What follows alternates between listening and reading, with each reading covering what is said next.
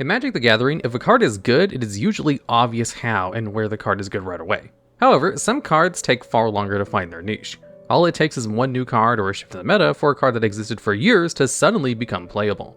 And in some cases, cards have gone from outright unplayable to genuine meta threats in top tiers of play. So starting off this list at number 10, we have Mystic Remora. This 1-mana enchantment costs 1 blue and has a cumulative upkeep of 1 generic mana. This means every upkeep you put an Age counter in Mystic Remora, then pay its cost for each A counter on it or sacrifice it. This repeating, ever-increasing cost to just be allowed to keep the permanent around rendered most cumulative upkeep cards generally unplayable, even early on in the days of Magic the Gathering. Beyond this cost, Mystic Remora allows you to draw a card whenever an opponent casts a non-creature spell, unless the player pays 4 generic mana. At the time of printing, Magic was only played in 1 versus 1 Magic, and as such there was no guarantee your opponent would even be playing a deck with many or any non-creature spells. This meant that no matter how potentially strong the effect might be, there would be many games where the card offered little to no value at all. Even as Commander became a format in the early 2010s, Mystic Remora did not see much play initially. It took specifically the rise of competitive Commander for players to begin to properly notice Mystic Remora. Competitive Commander is a fast format more comparable to Vintage than any other 60-card format, where decks are often trying to win on their first turn or two. Decks designed for competitive Commander often rely on a high density of both artifact-based mana as well as various other low mana value non-creature spells to both offer tutor density and interaction. As such, against most decks, Mystic Remora will be able to potentially draw multiple cards on any given turn, even as early as the first turn. Competitive Commander is an explosive format, but one without much room to pay 4 generic mana to prevent your opponent from drawing. As such, the threat of an active Mystic Remora will often lead players to hold back from playing all their spells they might otherwise. The card's popularity in competitive Commander has led to it seeing play throughout the format at large, as even more casual decks these days have moved towards playing more and more non-creature spells, and away from creature-focused battlecruiser decks. Mystic Remora's rise to playability came more from a shift in the format's player base than it did from the card itself becoming more powerful. Mystic Remora only began to shine when players of Commander began to play more streamlined decks with less creatures in them, but now exists as a staple in blue decks in that format. And at number 9, we have Inverter of Truth. This Eldrazi costs 2 generic and 2 black mana and has 6 power and toughness. Inverter of Truth is devoid, which means, despite costing black mana, it has no actual color when it comes to gameplay purposes. Eldrazi tend to care about colorless cards in specific, so this is a minor yet important upside for the card's intended purpose in Eldrazi decks. It also has flying, which means only creatures with flying or reach are able to block it. 4 mana for a 6/6 with flying is an aggressive stat line, especially at the time that the card's printed in Battle for Zendikar. However, Inverter of Truth comes with the other ability that, when it enters the battlefield, you exile all cards from your library face down, then shuffle all cards in your graveyard into your library. Not only are you trading your deck for your graveyard by playing this card, the cards left in your deck are stuck in exile face down and thus unlikely to be brought back into the game since not even Riftsweeper would be able to target them. This ability served as a major downside for Inverter of Truth, removing your usually much larger deck and replacing it with cards your opponent had already seen, giving them perfect knowledge of every card you might potentially draw going forward. For Inverter of Truth's ability to be an upside in a vacuum, you need to have more cards in your graveyard than your library, which is a process that takes long enough that by the time you're able to do so, the 6 power flying attacker might not be nearly as impressive. This led to the card seeing very little play up until the rise of Pioneer as a format. Its smaller card pool allowed for cards not quite powerful enough for formats like Legacy or Modern to see more play. This was the case for Inverter of Truth, as it was used not as an aggressive beat stick but instead as a combo piece. The goal of Inverter of Truth decks in Pioneer were to actually cast Inverter of Truth with as many cards as possible still in your library, thus exiling away all but a few cards that wound up in your grave in the first few turns. This is because you aim to win the game via the effect of Thassa's Oracle, a card that can win the game with its Enter the Battlefield effect. Thassa's Oracle checks to see how many cards are in your library, and if you have more blue mana symbols and the cost of permanents you control than you do cards in your deck, you win the game. Thassa's Oracle costs 2 blue mana, which meant if you cast Inverter of Truth with 2 or less cards in your graveyard and Thassa's Oracle in hand, you'd be able to win on the spot without interruption. Decks would also use cards to remove cards from the graveyard for when games went longer, as to ensure Inverter would put as little cards back into your library as possible to its effect. This combo proved so effective that Inverter of Truth itself went from being an unplayable card to being banned in Pioneer outright. And coming in at number 8, we have Goblin Lore. This sorcery costs 1 generic and 1 red mana, and allows you to draw 4 cards, then discard 3 cards at random. Effects that let you draw and discard cards have always been playable for about as long as they've existed. Cards like Faithless Looting have seen such wide play in some formats that it even wound up banned for how centralized and impotent they can be. Goblin Lore, however, lacks the level of control a card such as Faithless Looting might offer. Instead of picking cards you discard after drawing, the cards you discard are left entirely to random chance. This means that regardless of what you drew, it might not matter, since there's a solid chance it winds up in the graveyard. Even for decks that want specific cards in the grave, it's usually better to use the card list to discard the exact cards you want, instead of leaving it to random chance. While Goblin Lore draws more cards than the average effect of its kind, the lack of control makes it as much of a liability as it is a tool. This was, however, until the rise of Hollow One. This unassuming creature costs 2 generic mana less to cast for each card you've discarded this turn. With a mana value of 5, this means a single Goblin Lore makes any copies of Hollow One you find absolutely free. These decks aim to maximize on creatures that can be cast in the graveyard or for free when discarded, such as Blazing Rootwalla. The idea of the deck is that with enough hits in the deck, no matter what cards stay in your hand or what gets discarded, that your Goblin Lore will do something for you. While this isn't a perfect plan and the card can still backfire, Goblin Lore has found its niche in Modern, especially for fielding these aggressive decks. Vengevine is a card that's crept in and out of playability for years and could be arguably included on this list itself, but its rise back in playability has been thanks to Goblin Lore decks being so good at casting creatures for free. As such, Goblin Lore serves as the glue that holds this deck together in a sense, despite still being a somewhat swingy card at its surface. And at number 7, we have Mycosynth Lattice. This artifact costs 6 generic mana. It makes all permanents artifacts in addition to their other types. All cards that aren't on the battlefield, spells, and permanents are colorless, and players may spend mana as though they were mana of any color. This effect was designed to capitalize on both the strengths and weaknesses of artifacts by forcing all cards to be artifacts. This would mean, in theory, both any card that benefits from artifacts or actively disrupts artifacts would in turn work on any card.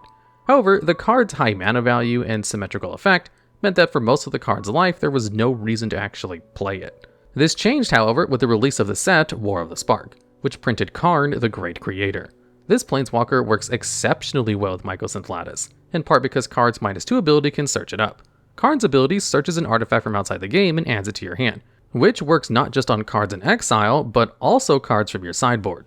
This meant decks that wanted to play around with Mycosynth Lattice didn't even have to run the card in their deck, instead running just a single copy in the sideboard and using Karn as a way to access it. This also insulated your key card from hand disruption, since the single copy of Mycosynth Lattice would not be in your hand until you were ready to use it. This alone would have been good enough to make Mycosynth Lattice into a meta threat.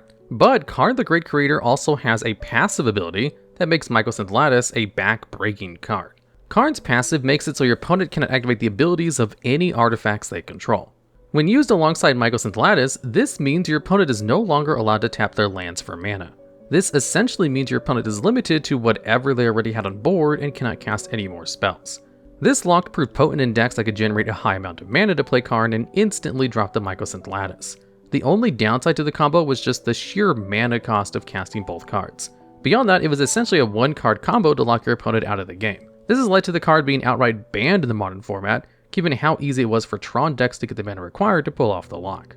Other formats have not banned Mycosynth Lattice, however Vintage has restricted Karn.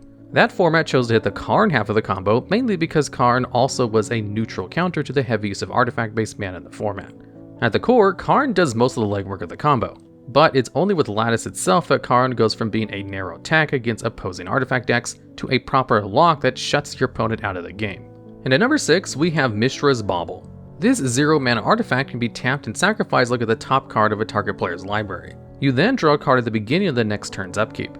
By itself, the card is very underwhelming at a glance, seeing as how it only lets you look at the top card of a deck and not do anything else. If you look at your opponent's top card and see something you absolutely cannot handle, you have no way of putting at the bottom or anything else. While information is certainly valuable, the amount of information that Mishra's Bauble gives you is so minimal that its effect is not really worth much. However, since Mishra's Bauble doesn't cost any mana, and does replace itself with card draw, you can't really say Mishra's Bauble is overpriced, since the actual cost is essentially nothing. Eventually, the card began to see play in some artifact-focused decks. As a 0 mana artifact, it could be used in the early game to turn on Mox Opal's mana protection quicker, and then replace itself when more substantial artifacts were available. However, what really shot Mishra's Bauble up was the rise of Urza Lord High Artificer decks, that required low mana value artifacts to generate mana and grow the size of Urza's construct tokens. Mishra's Bauble at that point then became a solid part of these artifact decks, if a somewhat niche inclusion. This was not the end of Mishra's Bauble's rise, however, as with the introduction of the companion mechanic in Ikoria, Mishra's Bauble became a generic playable card in several decks. Loras of the Dream Den allows you to recast cards with low enough mana value from your graveyard. While you only got to do one per turn, this meant you could cast a free Mishra's Bauble every turn. This meant you'd always have perfect knowledge of what your opponent was drawing, as well as drawing a card the turn after each time. What was once a do-nothing artifact became a generic card advantage engine that slowly let you take over the game. Mishra's Bauble's effect has not gotten better with time, but its low cost and incidental card draw has given it a new niche in the modern game. Then at number 5 we have Death's Shadow. This creature costs 1 black mana for an avatar with 13 power and 13 toughness. This rather impressive stat line is kept in check thanks to Death Shadow's only ability, which gives it -X power and toughness where X is your total life. This means in a 20 life game of Magic, if you play Death Shadows at your starting life total, it will die instantly due to have negative toughness. As such, the lower your life total, the more powerful Death Shadow becomes. When the card was initially printed, there weren't too many ways to manipulate your life total, at least not ways that mesh well into a cohesive deck. As such, Death Shadows remained an unplayable oddity for some time. As the game progressed, however, more and more cards were printed where losing life was the primary cost or balancing factor. One of the key reasons why Death Shadows became more prominent was the prevalence of shock and fetch lands in various formats. Bloodstained Mire costs 1 life to sacrifice it and search for a land. You can then grab a shock like Blood Crypt since it has the right basic land type and put it onto your battlefield. Blood Crypt enters tapped unless you allow it to deal 2 damage to you. Generally speaking, you only take this life hit if you have a spell you need to play that turn. But Death Shadow decks would take the 2 damage regardless of if they had a follow-up play. This exchange, although only removing 3 life, can add up if you keep fetching and shocking in those early turns, bringing your life total down more and more. Other cards such as the potent Hand Attack Thoughtseize would also deal some chip damage to the caster, which eventually led to a wide suite of options a Death Shadows deck might consider. The Takir block is where Death Shadow truly began its proper rise, with both the Odyssey fetch lands getting reprinted into the modern format to give Death Shadow decks a stronger mana base, as well as introducing the deck's primary way of stealing games. Temur Battle Rage would take the already impressive stats of Death Shadows and turn it into a nightmare of an attacker, giving it both double strike to hit twice in combat but also trample, meaning even if your opponent blocked, the excess damage would carry over. While Death Shadow is not a top tier deck in any format, it has found a home in both Legacy and Modern as an aggressive deck that uses its own life as a resource more aggressively than any other deck. And at number 4 we have Summer Bloom. This sorcery costs 1 generic and 1 green mana and allows you to play up to 3 additional lands this turn. First printed in Visions, this card predates most other extra land cards that are known today.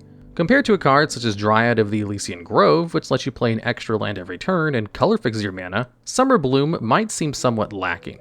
After all, when taken at face value, the only way to maximize your value with Summer Bloom is to play it when you have 4 lands in hand, requiring you to have 5 cards in your hand, all be somewhat specific things. This was true for years, with very little ways to get value out of Summer Bloom that didn't involve just happening to have the lands in your hand or searching them up beforehand. This changed with the introduction of Amulet of Vigor, which birthed a combo deck that still exists in the modern format to this day. Amulet of Vigor untaps lands when they enter the battlefield. This, combined with the Ravnica bounce lands, would allow Summer Bloom to create massive swings in mana. Even if you didn't have extra lands to play, with just a single Simic Growth Chamber, Amulet of Vigor, and Summer Bloom, you'd net quite a bit of mana. You play the bounce land, which will trigger both the untap ability of Amulet and Simic Growth Chamber's bounce ability. You untap the Growth Chamber, then tap it for 2 mana, then just bounce Growth Chamber itself to your hand. This by itself has paid for the Summer Bloom, meaning you have 3 more land drops to do this. This allows you to play your deck's big threats as early as the second turn and completely run away with the game. Summer Bloom went from being a somewhat clunky form of mana ramp to an explosive form of mana production.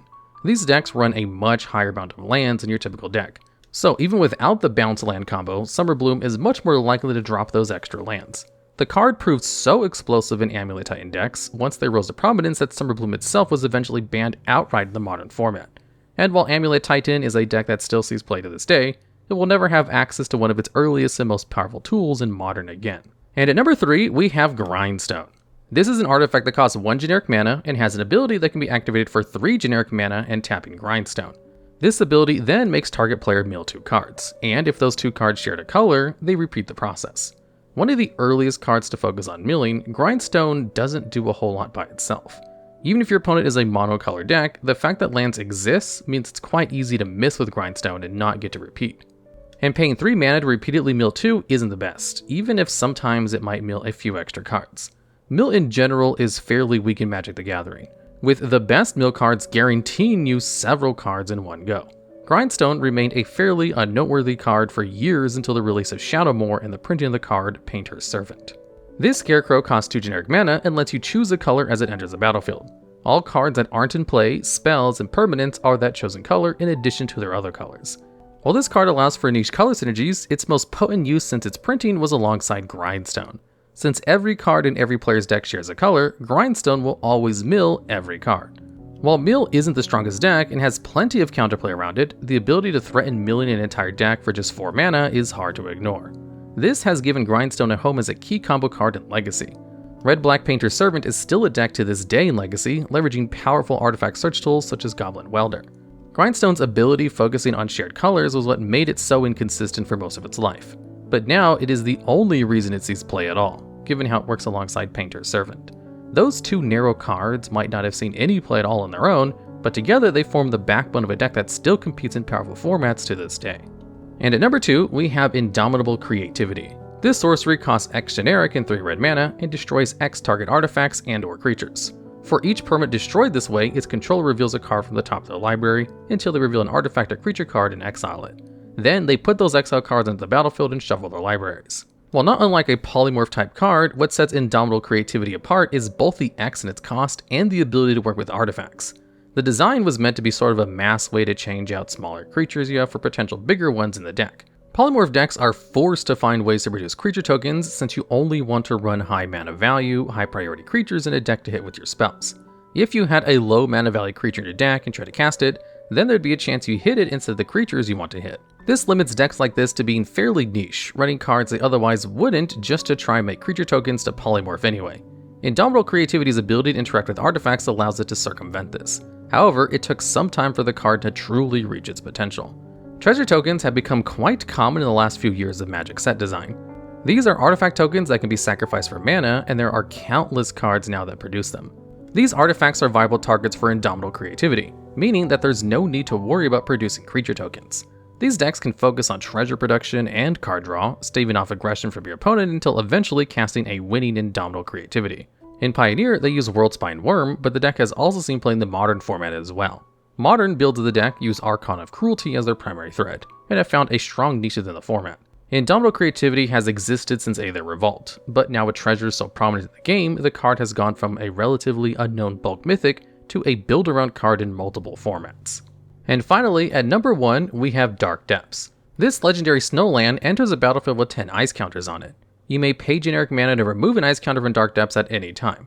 When Dark Depths has no ice counters on it, you sacrifice it, and if you do, you create a Merit Lodge, a legendary black avatar creature token with 20 power and toughness. Merit Lodge has flying, which as previously mentioned makes it harder to block, and also has the keyword ability Indestructible, meaning it cannot be killed in combat or destroyed directly. While the Merit Lodge token itself is powerful, it requires 30 mana to eventually remove every ice counter from it and get the token. This led to Dark Depths being a casual and not at all competitive card for years. The land doesn't even have a mana producing ability, meaning that it really was just a mana sink and nothing else until you put 30 mana into it. However, Vampire Hexmage would completely change how people view the card. You could sacrifice Hexmage to remove all the counters from a permanent, instantly freeing Merit Lodge and costing a total of 2 mana instead of 30. Now, Merit Lodge was no longer some distant threat, but instead something that could be turboed out in the first few turns. Decks needed to have access to exile-based removal or other ways of dealing with Merit Lodge and be able to find them before Merit Lodge swung in for lethal. With time, this only grew more powerful, with the Vampire Hexmage itself eventually being replaced with Thespian Stage.